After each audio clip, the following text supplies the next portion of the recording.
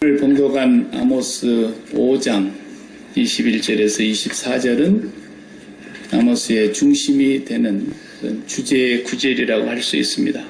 그래서 9장까지 있는 내용의 전체를 아우르고 있고, 아모스 선지자를 통해서 하나님께서 하시는 그 말씀이 우리에게 지금도 생생하게 들려지고 있습니다. 하나님의 공의가 흐르게 하라 라는 제목으로 말씀을 전하겠습니다. 아모스는 남쪽 유다 사람입니다. 예루살렘 가까운 곳에 살고 있는 사람인데 선지자도 아니고 제사장도 아니고, 에레미야는 제사장의 아들이고 이사야는 궁중에 있는 높은 분들의 집안에서 난 사람이지만, 아모스는 그냥 평범한 농부입니다. 아모스 7장 14절을 보면은 나는 그냥 드고아라는 지역에서 뽕나무를 재배하고 양을 치는 목자였다 그랬습니다. 어느 날 하나님께서 남쪽에 이 아모스를 불러서, 농부를 불러서 북쪽 이스라엘에 가서 하나님의 말씀을 대언하라고 하신 명령을 받습니다. 베델에 가서 선포했습니다. 베델은 왕궁이 있는 곳입니다. 북왕국 이스라엘의 임금님의 궁궐이 있는 땅이었습니다. 거기가 우상숭배의 본거지였습니다. 거기 가서 선포하라. 그래서 그 당시에 가장 북왕국이 잘 살고 있었습니다. 북왕국 역사 전체를 통틀어 볼 때에 아모스, 호세아 선지자 이런 분들이 활동할 때 제일 잘 살았어요. 너무 잘 사니까 사람들에게 낙관주의가 횡행한 거예요. 모든 것이 잘 되겠지, 아무 염려 없겠지, 이대로 가면 괜찮겠지, 뭐든지 그렇게 낙관적인 생각들이 지배를 하고 있었는데, 너무 부유하고 풍성하고 먹을 게 많고 경제가 왕성하게 돌아가고 정치적으로 안정을 찾고, 그래 되면 사람들의 마음속에서 정신이 해이해지고 세상의 향락에 도취되고 세상에 더 깊숙이 젖어들어서 세상 재미에 빠져가지고 하나님과 멀어지고 하나님을 등지게 되는 것입니다. 그래서 우상숭배가 창궐했습니다. 그래서 하나님께서 아모스를 보내서, 북왕국에 선지자가 없었던 게 아닙니다. 없었던 게 아니에요. 그런데 한 사람도 쓸만한 사람이 없었어요. 전부 거짓 선지자였습니다. 왕의 귀에 가서 듣기 좋은 소리만 하는 것입니다. 요즘에 언론이 정부의 눈치를 보고 말을 제대로 할 말을 못하고 그러는 것처럼, 권세 있는 사람 앞에 가서 아부하고 그 사람들이 듣기 좋은 소리만 하고 좋은 뉴스만 전달하고, 그러는 북왕국의 선지자 대표적인 사람이 아마샤였습니다. 아마샤를 하나님께서 그 집안을 뿌리를 뽑고 저주를 내리겠다고 아모스를 통해서 가서 선포했습니다. 남쪽에 저 이름도 없는, 그렇다고 엘리야 선지자의 전통을 이어받은 무슨 신학교 선지동산 출신도 아니고 제사장 집안이나 레위 자손도 아니고 아무 보잘것없는 이름도 없는 뽕나무 재배하고 농사짓고 양을 치는 천직인데, 이 사람이 갑자기 왕이 있는 베델의 궁궐에 와가지고 이 나라를 하나님이 심판하신단다, 하나님이 멸망시킨단다. 그게 듣기 좋겠습니까? 궁궐에서 예언하고 먹고 살고 있는 아마샤가 아모스 7장을 보면 막 조롱하잖아요. 왕한테 가서, 왕이여, 그 몹쓸 놈이 하나 와가지고 왕의 궁궐에 와가지고 쓸데없는 소리를 하고 다니는데 견딜 수가 없나이다. 그리고는 아모스한테 와서 그 아마샤 선지자, 이 거짓 선지자가 그럽니다. 네가 어디라고 여기 와서 입을 놀리냐? 가서 빌어먹으려면 너희 땅에 가서 빌어먹고 살지. 너희 동네 가서 떡이나 먹고, 여기는 감히 지엄하신 임금님이 계시는 궁궐인데 여기 와서 네가 입을 나불거리냐고 이렇게 얘기를 했습니다. 그때에 아모스 선지자가 아마샤에게 하나님의 심판을 전달합니다. 하나님, 너희 집안을 다 쑥대밭으로 만들어서 네 집안을 영원히 멸하신다 그랬다. 아모스는 그렇게 하나님의 심판을 전달을 했습니다. 그러니까 인기가 없는 거예요. 이런 설교를 하는 사람은. 오늘 이 아침에 저와 여러분이 하나님의 이 아모스의 말씀을 통해서 듣고 우리 마음속에 인기가 없다면 우리는 심각한 상황이라는 걸 알아야 됩니다. 진짜 선지자들의 말씀은 인기가 없어요. 그걸 알아야 돼요. 에레미야를 읽어봐도 그렇고 이사야를 읽어봐도 그렇고 어디를 봐도 진짜 하나님이 보낸 선지자의 말들은 다 듣기 싫어했어요. 거슬렸어요. 평안합니다. 잘 될 것입니다. 하나님의 축복이 임할 것입니다. 이런 설교만 좋아하는 거예요. 하나님께서 축복을 주기 싫었어요. 인색하셔서 그런 분이 아니잖아요. 하나님은 우리에게 싸울 곳이 없도록 복을 주고 싶으신 분이세요. 복받을 짓을 해야지 뭐 복받을 짓을 안 하고 있으니 호세아 선지자를 통해서도 그런 말씀했어요. 호세아서도 북쪽에 가서 얘기했다 그랬죠. 자기가 그렇게 불행한 결혼을 하라는 그 결혼 그 명령을 받고 고멜이라는 음란한 여인을 취해서 살았지만 끝없이 간음하는 길로 나가버리는 이 고멜이라고 하는 여자의 모습이 바로 북왕국 이스라엘의 모습이라는 것을 계속해서 보여주고 계십니다. 가면 또 사갖고 다시 되찾아오고 가면 또 찾아가서 되찾아오고 남의 자식을 배갖고 들어왔든 말았든 끝없이 사랑하고 나중에 호세아를 읽어보면 호세아에서 그러잖아요. 에브라임아 내가 너를 어떻게 버리겠느냐 하나님이. 그 말이 우리식으로 말하면 자식 이기는 부모 없다 그 말. 패 죽이고 싶은데 아주 그냥 안 난 셈 치고 그냥 없애버리고 호적에서 팥버렸으면 좋겠는데 말은 성질나니까 그렇게 하지만 어떻게 배아파 난 자식을 잊을 수가 있겠냐. 하나님 그렇게 말씀하신 거예요. 안 죽을 만큼 두드러 패는데도 무릎을 꿇지 않는다. 그런데 자식들 키워보다 그러잖아요. 되게 화가 나면 손찌검을 할 때도 있고 회초리 짓을 할 때가 있는데 잘못했습니다. 한 대 맞기 전에 벌써 막 울면서 벌벌 떨면서 막 덜 맞으려고라도 하여튼 잘못했습니다. 그러면은 때리면서도 덜 때릴 텐데.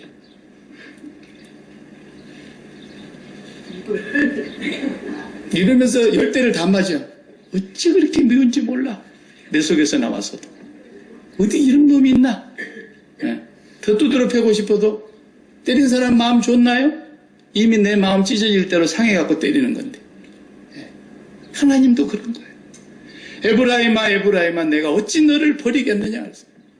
하나님은 심판하시면서도 매를 때리시면서도 하나님의 마음이 그렇게 아프다는 걸 얘기했어요. 그래서 호세아 선지자를 통해서 하나님의 사랑을 설교하고 있는 거예요. 오늘 아모스는 하나님의 공의를 얘기하고 있는 거예요. 그래서 아모스와 호세아가 합쳐지면 예수 그리스도의 십자가의 복음이 그대로 완성되는 얘기예요. 구약에 나타난 예수 그리스도를 통한 십자가의 사랑을 설명하고 있는 복음서와 같아요. 네. 하나님은 심판을 좋아하시는 분이 절대로 아닙니다. 아모스에서도 계속 심판을 말씀하십니다. 이 성에 1000명이 살았다면 100명밖에 안 남을 것이고 이 성에 100명 남았다면 10명밖에 안 남을 것이고 너희들이 심은 것 다 없애버릴 것이고 너희들이 세워놓은 모든 것 다 불태워버릴 것이고 내가 이제는 너희들을 이 땅에서 완전히 지워버리겠다. 이런 심판을 계속 아모스를 통해서 말씀하시지만 그래도 마지막 9장에 가서는 하나님께서 내가 너희들을 다시 세우겠다. 내가 너희들을 다시 사람 만들겠다. 이러시면서 하나님의 그 사랑을 또 얘기하세요. 몇 때려보신 부모님들 마음 다 하나님 마음을 아실 거예요. 그런 얘기가 오늘 아모스예요. 한번 본문을 내용을 다시 봐요. 21절 내가 너희 절기를 미워하며 절기는 유월절, 오순절, 칠칠절 이런 거 수장절, 장막절 다 같은 말이죠. 너희 절기를 미워하며 멸시하며 너희 성회들을 기뻐하지 아니하나니 너에게 성회라는 말이 뭐예요? 거룩한 모임. 오늘로 말하면 교회. 교회를 기뻐하지 않겠다는 말과 똑같은 말씀이에요. 22절 너희가 내게 번제나 소제를 드릴지라도 내가 받지 아니할 것이요. 이 말씀이 무슨 말씀이세요? 오늘 또 우리가 주일날 나와서 예배드리고 또 수요일 밤에도 예배드리고 또 새벽에 나와서 새벽에도 드리고 월삭도 드리고 또 나올 때 빈손으로 나오지 아니하고 물질을 담아서 가지고 와서 헌금 드리고 또 주님 앞에 나와서 봉사해야 될 일 있으면 몸과 시간을 바쳐서 봉사하고 이런 것들이 번제와 소제를 드릴지라도 받지 않는다라는 거예요. 예배드리면 안 받겠다는 거예요. 너희의 살찐 희생이 화목제도 내가 돌아보지 아니하리라. 24절, 23절 다 같이 내 노래소리를 내 앞에서 그칠지어다 내 비파소리도 내가 듣지 아니하리라. 예.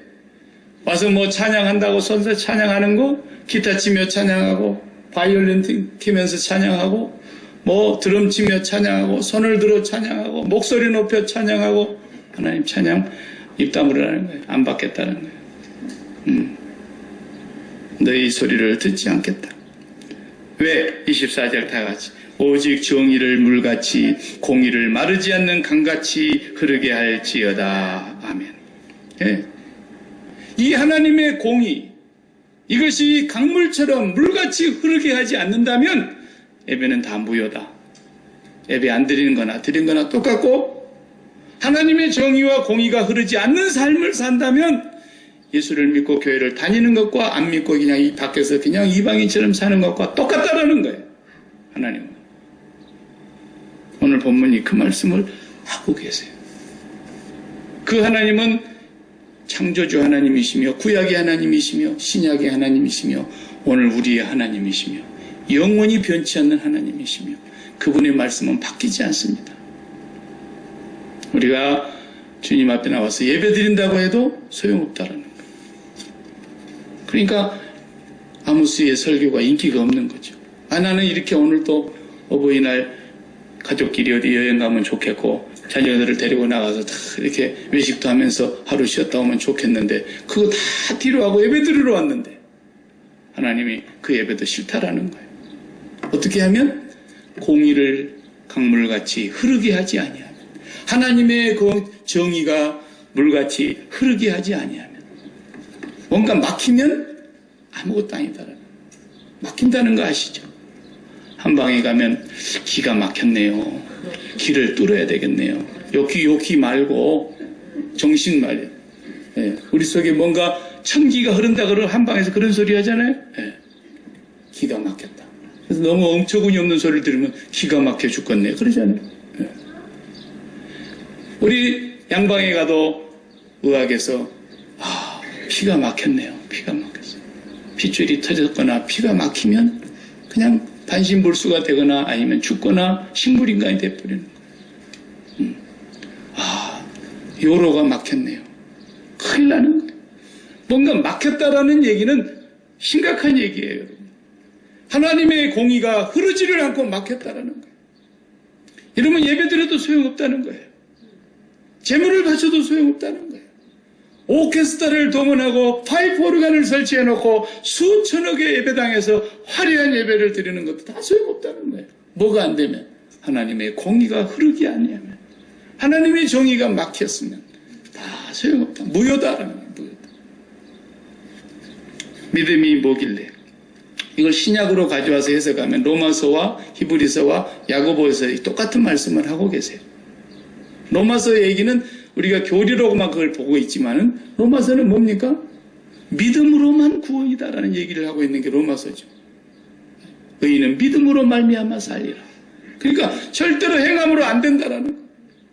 우리 인간의 행함, 인간의 공로, 인간의 수고, 인간의 교양, 인간의 노력, 인간의 선행 그 어떤 행위로도 하나님께로부터서 죄 용서함을 받을 수 있는 길은 없다라는 거예요. 하나님이 마련하신 예수 그리스도를 통해서 십자가의 보혈로 우리의 죄를 씻으신 그 예수 그리스도의 구원의 도리를 믿음으로만 구원 얻는 것이지 하나님께서 만드신 그 방법 외에는 다른 길로는 없다. 이게 로마서 핵심이죠.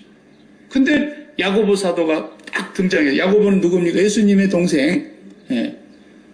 예수님 이제 부활하고 승천하신 뒤에 오순절 이후에 정말 예수님을 진짜로 나의 주님으로 고백했던 예수님의 동생. 야고보 사도의 서신을 읽으면 어떻게 나옵니까? 믿음이 있노라 하고 행함이 없으면 이는 거짓말하는 것이고 이는 죽은 믿음이다. 행함을 강조하고 있어요. 그러니까 이 두 개가 서로 상충하는 것 같아서 루터는 이건 복음 중에서도 조금 멀리 해야 될 복음서 아니냐. 그래서 지푸라기 복음이다. 이렇게 표현을 했어요. 루터도 똑똑한 것 같아도 똑똑하지만 또 실수할 때도 있는 거예요. 루터가 하나님은 아니니까. 네. 야고보서는 루터가 그렇게 말을 한 이유는 너무 천주교가 그 정도로 행위를 강조하고 있었기 때문에 당신이 하나님 앞에 헌금을 드리는 헌금 바구니에 동전이 똥똥똥 떨어지는 소리가 날 때이면 당신의 그 공로가 하늘에 쌓여서, 그리고 당신의 어머니가 연옥에서 지금 수련을 받고 천국을 못 가고 있는데 어머니의 이름으로 또 헌금을 많이 바치면 어머니는 또 연옥에서 한 달 있을 걸 일주일 만에 천국으로 올라가니까, 이렇게 얘기를 하는 성전을 건축하기 위해서 베드로 성당을 짓기 위해서 그런 돈을 긁어 모으느라고 그렇게 했다 이 말이에요. 진저리가 나니까 루터는 행함이라는 글자만 나오면 아주 진저리를 떨었어요. 야고보서는 좀 멀리 해두자. 이렇게 생각했던 것이죠. 루터가 몰라서 그런 건 아니라고 저는 봐요. 그 야고보서의 믿음이, 행함이 없는 믿음은 죽은 믿음이다. 영혼 없는 몸이 죽은 것 같이. 그 로마서하고 이렇게 부딪히는 것 같지만 그런 얘기가 아니라는 거 아시죠? 네. 처녀가 이제 결혼해갖고 애를 잉태를 해봐요. 그러면 그 처녀가 가끔 막 커피도, 좋아하는 커피도 하루에 몇 잔씩 마시고, 그리고 처녀가 술도 몇 잔씩 먹고 맥주도 마시고 막 이렇게 담배도 피고 그러던 애도요, 자기가 임신했다고 산부인과 의사가 딱 확인을 해주면 그 다음부터 커피 끊습니다. 그렇게 마시고 싶어도. 술도 그 막 10달만 참자 이거예요. 담배도 끊고 좋은 과일만 먹고, 기왕이면 좋은 음식 먹고, 능력이 있으면 좋은 책 읽고 좋은 음악 듣고 몸가짐 바르게 하고 좋은 생각을 가지고 자기 안에 생명이 잉태됐다 이거예요. 네. 그래도 그 사람이 바뀌잖아요. 그 믿음이 뭐예요? 믿음은 코 달에 네 마음이 저리 들여진 거라는 거예요. 어딘가에 마음이 들여지는 것이 믿음이에요. 그래서 젊은 사람들은 사랑이라는 말을 안 해요. 좀 째째하다 그래서 사랑해 뭐 이런 얘기 안 한다고. 네 내 안에 있다 이렇게 얘기하는 거예요. 그게 사랑이라는 뜻이에요. 왜? 저쪽 사람의 심장이 나한테로 와 있고 내 심장이 저리 가 있어요. 심장이 완전히 서로 바꿨어. 네.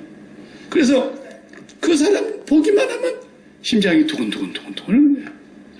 네 내 안에 있다. 오늘 예수 그리스도를 믿고 하나님을 사랑하는 믿음의 사람이라는 말은 하나님 내 안에 있다 그 말이에요. 나도 하나님 안에 있듯이 하나님 성령님 내 안에 있다.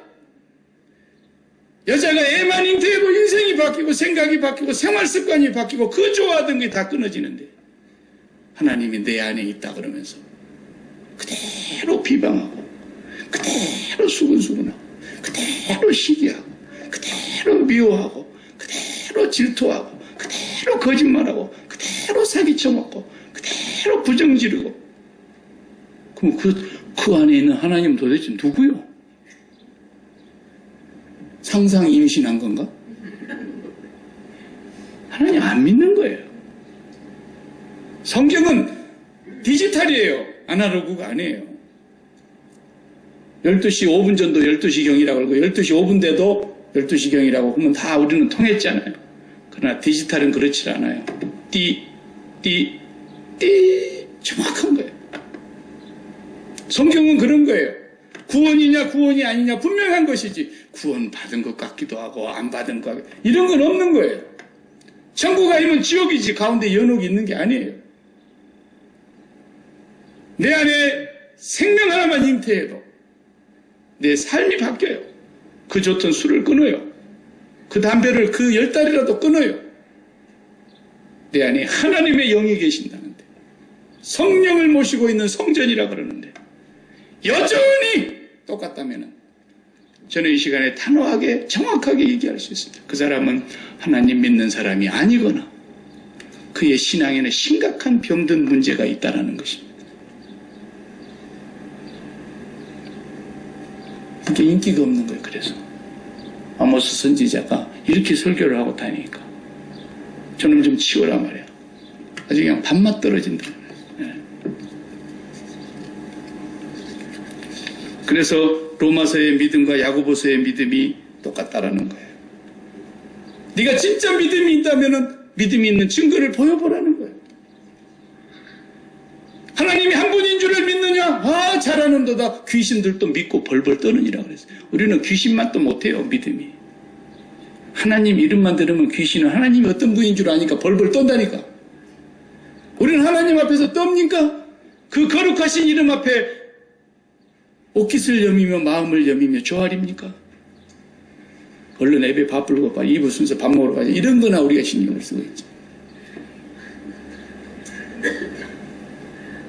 귀신만 또 못하는 믿음을 우리가 갖고 있다는 걸 인정하셔야 돼요. 귀신은 하나님이 어떤 분인 줄 아니까 정말 벌벌벌벌 떠는 거예요. 하나님 화자만 들어도 벌벌벌 떠는 거예요. 우리는 하나님에게 우리는 무감각증이 걸려 있어요. 하나님의 마음을 전혀 알지 못하는 그런 매너리즘에 빠져 있기도. 그런 예배 수십 번 드리면 뭐 하냐는 거야. 안 받겠다라는 거예요. 그런 마음으로 하나님 와서 찬양해보라는 거예요. 하나님 안 받겠다라는 거예요. 그런 마음 가지고 백날 너희들이 하나님 앞에 재물 갖다 바쳐봐라. 이게 다 무효다라는 거예요. 하나님이 거짓입니까? 하나님이 고아원 원장입니까? 아니다라는 거예요. 이렇게 아모스를 통해서 철저하게 말씀하셨던 것입니다. 하나님의 입장에서 보면 기가 막힌 거예요.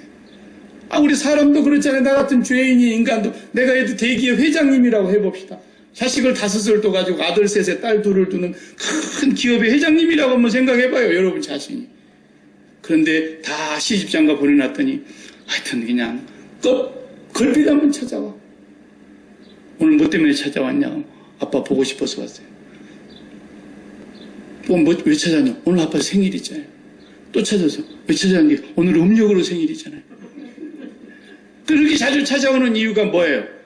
제일 우량 기업을 나에게 주시옵소서라는 거 아니에요. 그 옆에서 며느리가 계속 지근거리니까 오늘 또 가야 돼.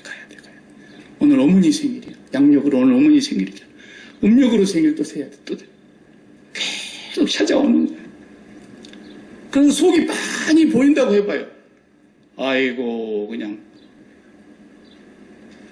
아니 우리도 안 속는데 하나님이 속겠어요? 그러면 그 아버지가 물려줄 것이, 어머니가 물려줄 것이 아무것도 없다. 아이고,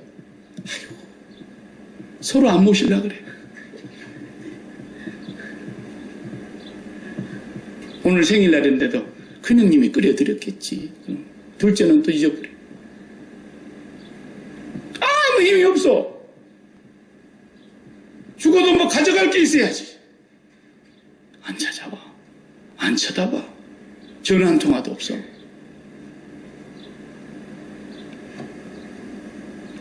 하나님이 이스라엘을 보니까 그러고 있더라는 거예요. 저것들 나한테 꼬박꼬박 찾아오는 이유를 보니까 그들의 마음이 뭔가를 마음을 붙이는 것, 코, 달에 이게 믿음인데 어디다 마음을 붙이고 있는가 하나님이 봤더니 풍요와 번영과 건강과 성공과 출세와 쾌락과 향락과 이 세상에 좋다는 것들을 다 갖고 싶은데 어떻게 하면 준다고? 저 율법을 지키면 준다 그러니까 그래서 율법 지키고 앉아있더래요. 이것이 바로 우상숭배요 간음하는 자들이라는 그 마음에 하나님이 아닌 다른 것을 담는 순간 내 생각에 엔진이 시동이 걸려서 어떻게 하면 저걸 가질 수 있을까? 이것이 바로 호세아 선지자가 지적했던 것이고 오늘 아모스 선지자의 공의의 말씀은 도무지 자기들의 마음속에 하나님이 있는 게 아니라 그 하나님을 통해서 누리고 싶은 것이 있는데 6장을 가서 봐봐요.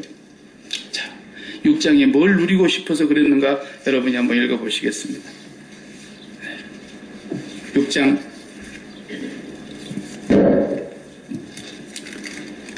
4절부터 보십시다. 6장 4절. 상아 상에 누우며 침상에서 기지개 켜며 양떼에서 어린 양과 우리에서 송아지를 잡아서 먹고 이게 무슨 말이에요? 상아 상이 뭘까요? 코끼리 뿔 그 상아 상에서 이렇게 침상을 만들어 가지고 눕고 가난한 집 아니죠.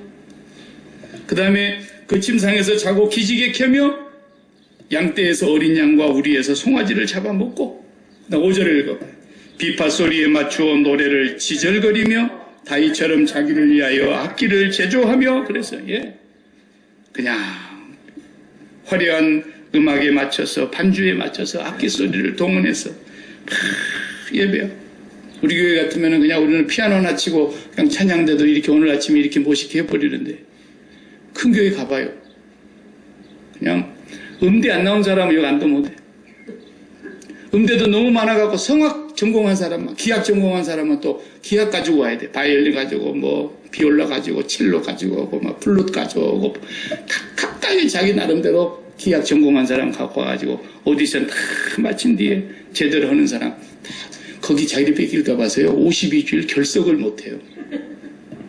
큰 교회는 너무 인재가 많아서 그렇게 화려한 찬양대와 그렇게 아름다운 파이프 오르간의 웅장한 소리와 그리고 아름다운 그 예배당 그 공간 속에서 예배를 드린다 할지라도 하나님의 공의가 흐르지 않는 예배는 하나님이 무효다라고 성경에 이렇게 분명히 말씀하고 있는데,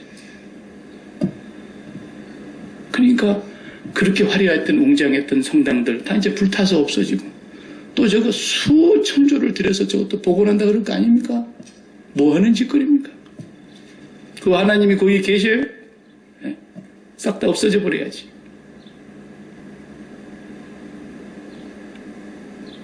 소용없는 짓을 하고 있는 거예요. 하나님은 화려한 피파 소리도 내게서 멈추고 너희 절기와 너희 희생의 모든 제사를 다 내가 미워하노라.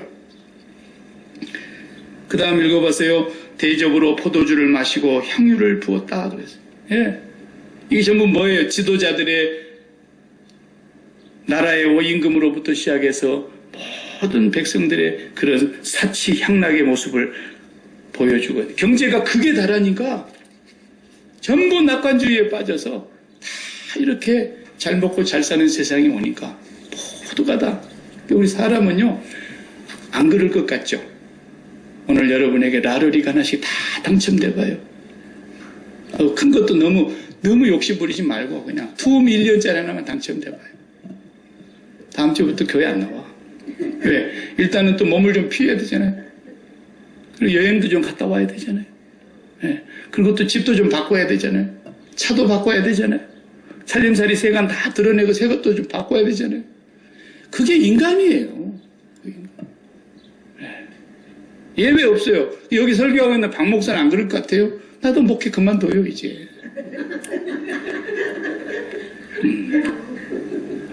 여러분, 하나님을 마음에 품지 아니하는 그 어떤 선한 생각도 하나님은 구린내나고 더러운 죄악이라고 말하고 있습니다. 하나님의 우리 마음속에 어떤 선한 것을 담아도 그것은 더러운 거예요. 더러움이 뭔지 아시죠? 담아야 될 것을 담아야 될 곳에 담지 않는 것이 더러운 거예요. 있어야 될 곳이 있어야 될 곳에만 있어야 되는데 다른 곳에 있으면 더러운 거예요. 우리가 뷔페집에 가서 밥을 먹으려고 갔더니 그릇이 전부 밥그릇이 아니고 음식 그릇이 아닌 더러운 그릇에다 담아놨다. 그러면 누가 거기를 가겠어요?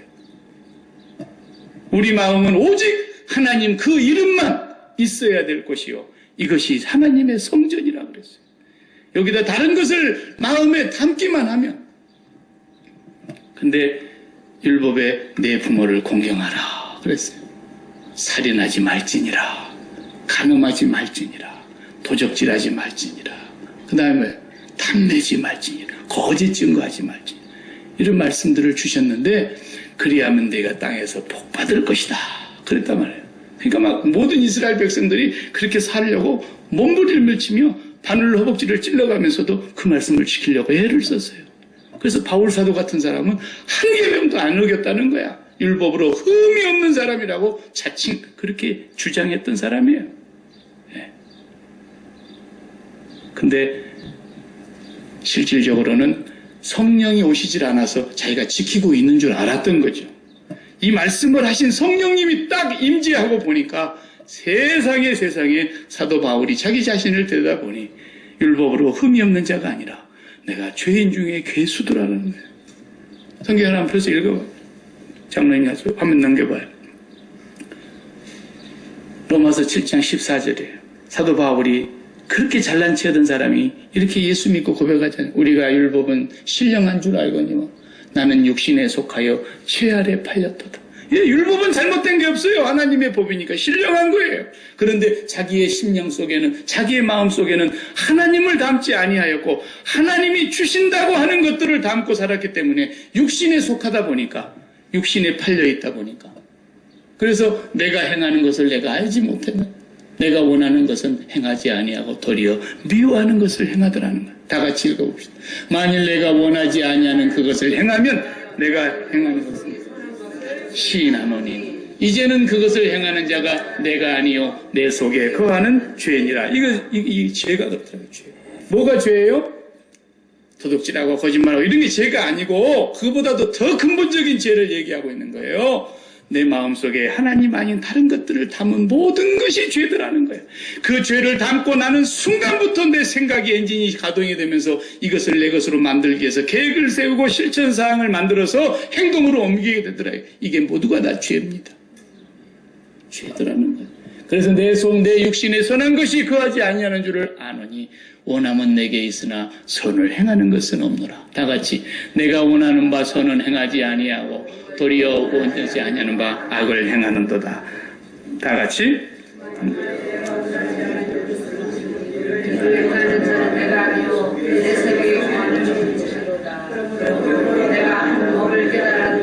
선을 행하기 원하는 나에게 악이 함께 있는 것이라. 내 속사람으로는 하나님의 법을 즐거워하나 내 지체 속에 한 다른 법이 내 마음의 법과 싸워 내 지체 속에 있는 죄의 법으로 나를 사로잡아오는 것을 보는도다.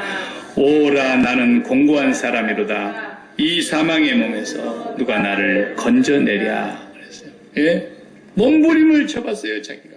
아, 내가 지금까지 율법을 지킨 것이 아니었구나. 내 마음속에 율법을 주신 그 하나님을 사랑하는 마음이 없으면 그것이 바로 죄가 나를 점령하고 있다는 뜻이에요. 그러니까 아담과 하와가 범죄한 이후에 모든 인간은 그 속에 하나님을 버리고 자기가 선악을 판단하고 이것이 좋은 거야 돈이 좋지, 이것이 좋은 거야 건강이 좋지, 이것이 좋은 거야 성공, 명예, 출세, 이 모든 세상에 좋다는 향락의 가치들을 자기가 최고로 알고 그것을 가짐으로써 안정을 찾으려고 하는 그것이 바로 죄악이라고 하는 것입니다. 이게 바로 육에 속한 사람의 모습이라는 겁니다. 그래서 자기가 아무리 선을 향하여 살려고 해봐도 안 되는 이유가 바로 그것 때문에. 왜 안 되는 걸 하나님이 율법을 주셨겠어요? 지킬 수 없는 걸 하나님이 알면서도 주신 거예요. 왜? 네가 나를 잊지 말고 나를 쳐다봐야 된다. 나를 떠나지 말아야 된다고 하는 것 때문에. 그리고 너는 나를 떠나면 그 순간 네가 얼마나 비참한 인간이 되고 더러운 죄인이 되는가를 보라는 거예요. 그걸 보여주시려고 하나님께서 율법을 주신 겁니다. 그래서 율법이 거울이에요. 거울. 네. 여러분 이번 주부터 나가서 여러분이 한번 살아보시라고요. 하나님을 마음에 담지 아니하고 여러분이 하나님 뜻대로 사라지는가? 하나님을 사랑하는 마음이 없이 하나님의 말씀이 순종이 되는가? 억지로는 되지요. 억지로는 되지요. 왜 될까요? 그래야 이 사업이라도 하나님이 안 가두고 가시고 복이 받을까 봐. 왜 그럴까요? 이렇게라도 해야지 하나님 내 자식이 하는 일이 잘 되게 해줄까 봐. 이렇게라도 돼야지 내 질병 없이 그래도 건강하게 잘 어떻게 명대로 살다 죽을까. 전부가 다 내 마음에 좋다고 하는 것을 품고 있기 때문에 내 마음의 소원이 하나님이 아닌 이상은 절대로 하나님이 기뻐하시지 않습니다. 수천 번, 수십 년, 평생도록 예배드려보세요. 그리고 죽고 하나님 앞에 가면 우리의 예배는 무효입니다. 그렇게 드렸다면. 무효입니다. 더 정확하게 말하면 천국에 못 갑니다. 성경은 분명히 그렇게 말하고 있습니다. 기독교가 대충 넘어가니까 그냥 5분짜리 복음 전해가지고 그냥 예수 믿었어? 그래 믿었어. 지금부터 집사야, 너 집사. 그렇게 되니까 교회가 이 모양이 되는 것입니다. 어떻게 해서 그렇게 해서 교인들을 좀 늘려야 되지 않겠습니까? 좀 더 늘려야 교회가 커지다는 말 듣고, 목사도 어디 가서 어깨에 힘 좀 주고 우리 교회 한 3,000명 모인다고 그런 소리를 하면 좀 그래도 사람들이 알아볼 거 아닙니까? 그리고 또 부지런히 늘어나야 또 목사 봉급도 좀 올라가는 거 아니겠습니까? 이러니까 교회가 망하는 거예요. 이러니까 교회가 타락하는 거예요. 이러니까 교회는 교회대로 있고 하나님은 떠난 거예요. 아무리 모여도 하나님 없어요. 정확하게 아셔야 돼요. 그러니까 또 어떤 사람은 마음이 삐뚤어져 가지고 이런 말씀을 들으면 이걸 자기한테 적용해야 되는데 꼭 남한테 적용을 해요.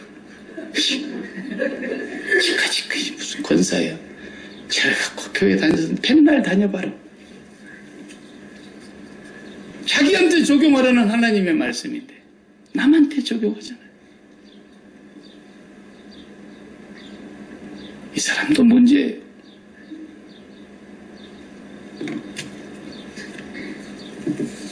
성경은 사랑과 공의를 얘기합니다. 아모스의 결론은 뭐냐? 하나님의 공의가 강물처럼 흐르게 되지 아니하면 너의 모든 종교의 행위는 다 무효다. 하나님의 공의가 어떻게 흘러가느냐? 하나님의 공의가 뭡니까? 쉽게 말하면 죄 지으면 죽이는 겁니다. 죄 지으면 벌 받는 겁니다. 죄 지으면 심판받는 겁니다. 심판을 받아서 죄값을 치르는 겁니다. 반드시 하나님은 그 공의를 다 찾겠다는 겁니다. 법관은 못 찾습니다. 변호사도 못 찾습니다. 검사도 못 찾습니다. 왜? 양심을 어떻게 찾아냅니까?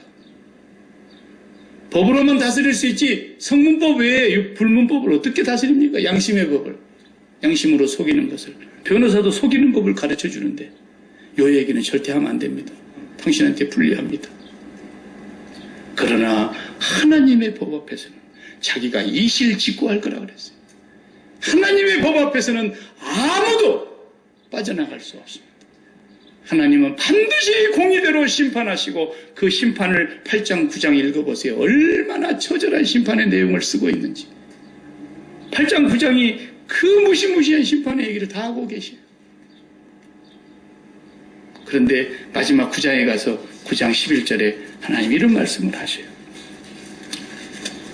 그 심판을 다 말씀하신 뒤에 11절에 그 날에 내가 다윗의 무너진 장막을 일으키고 그것들의 틈을 막으며 그 허물어진 것을 일으켜서 옛적과 같이 다시 세우고 15절 내가 그들을 그들의 땅에 심으리니 그들이 내가 준 땅에서 다시 뽑히지 아니하리라. 네 하나님 여호와의 말씀이니라. 내가 무너진 다윗의 장막을 다시 세우겠다라는 말씀을 하시면서 아모스를 끝내고 있는 거예요.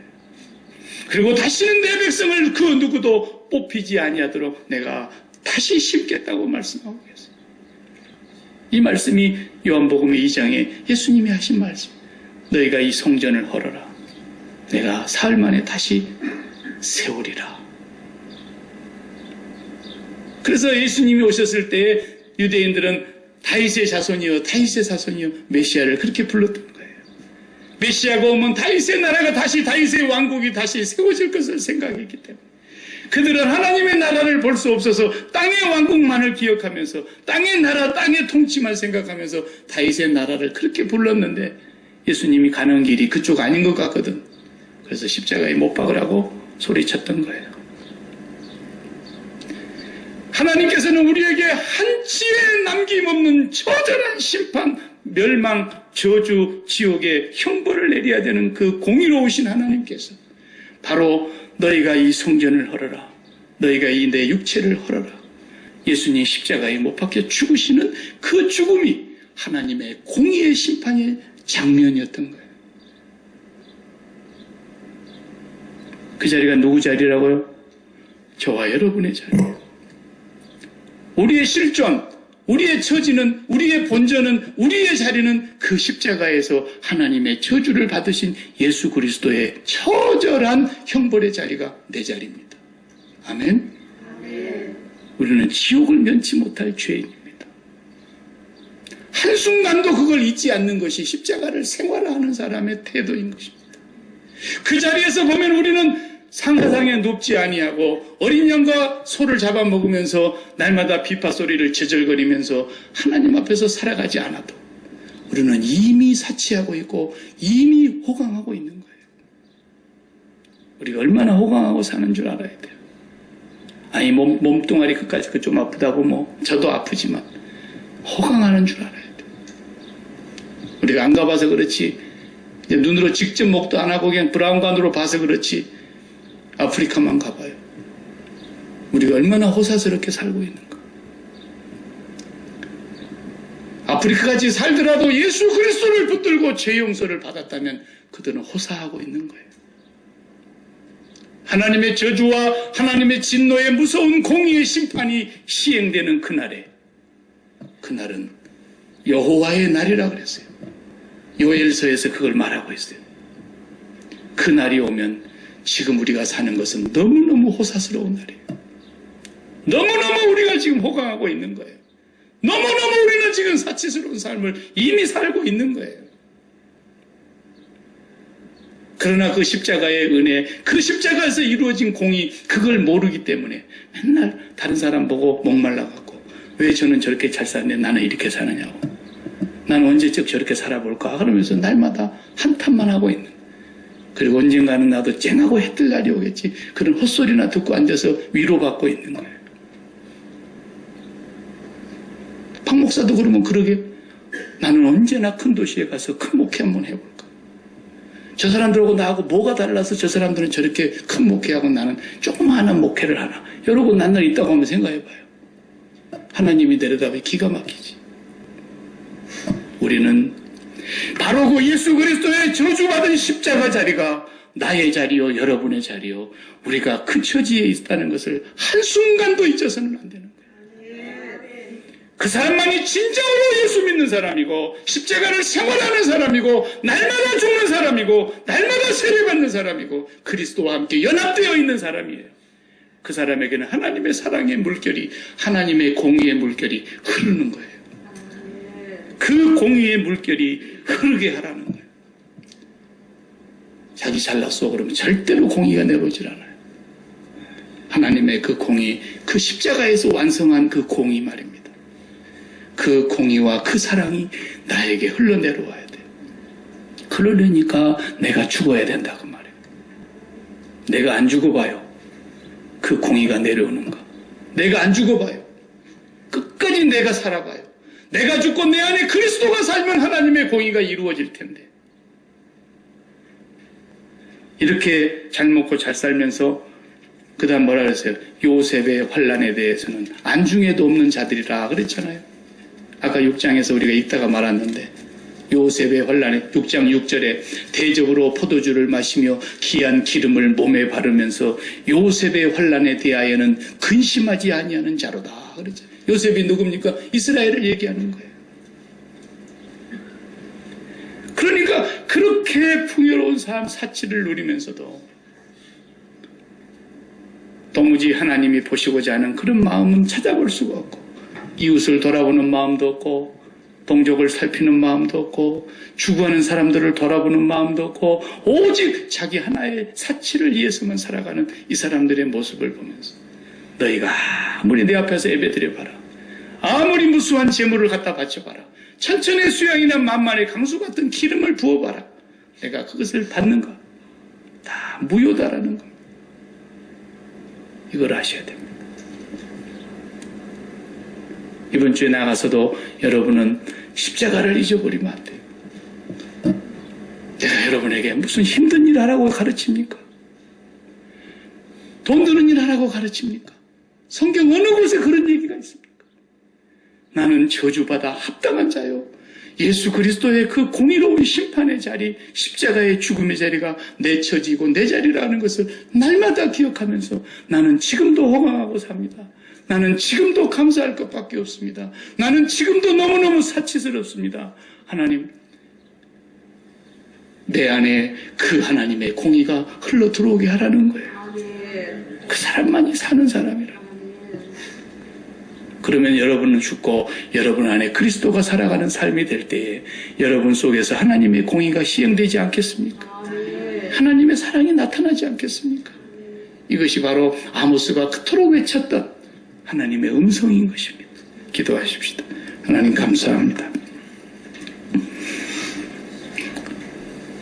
어차피 처음부터 우리는 불가능한 존재였습니다.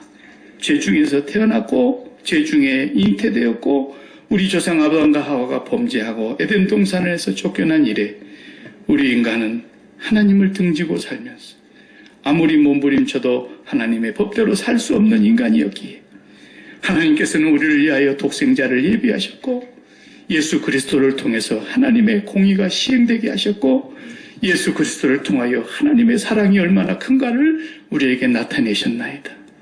주여, 우리가 죽지 아니하고는 그 사랑을 알 수 없고 우리가 그리스도와 함께 십자가에 못 박히지 아니하고는 하나님의 그 공의가 이루어질 수 없음을 깨닫게 하여 주시옵소서. 하나님의 그 모든 공의가 우리의 삶을 통해서 날마다 강물처럼 흐르게 하여 주시옵소서. 예수님의 이름으로 기도하옵나이다. 아멘.